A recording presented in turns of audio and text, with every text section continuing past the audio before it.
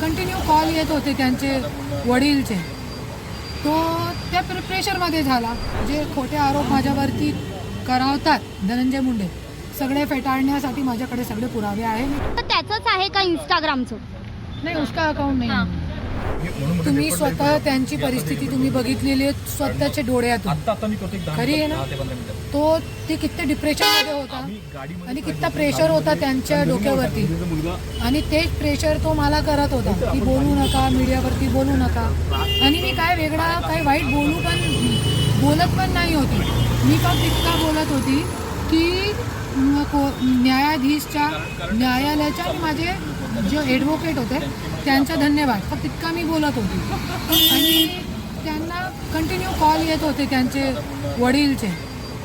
तो त्या प्रेशरमध्ये झाला आणि त्यांनी अशी पोस्ट केली.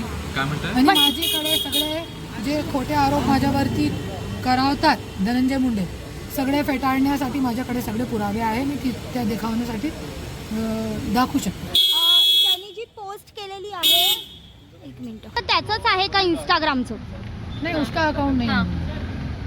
तो कोणी त्याच्याकडनं करून घेतले का ती पोस्ट? पता नाही क्या करवाया क्या नाही करवाया. मी बघितली पण नाही, पोस्ट बघितली पण नाही आहे. मी मला पण पाठवा कोणती पोस्ट. त्यात तुमच्याबद्दल फार त्यांनी वाईट शब्द म्हटलेले आहेत, लिहिलेले आहेत. कोई बात नहीं, मेरा बेटा है. पति इतना कर रहा, बेटा थोड़ा तो कर सकता है ना.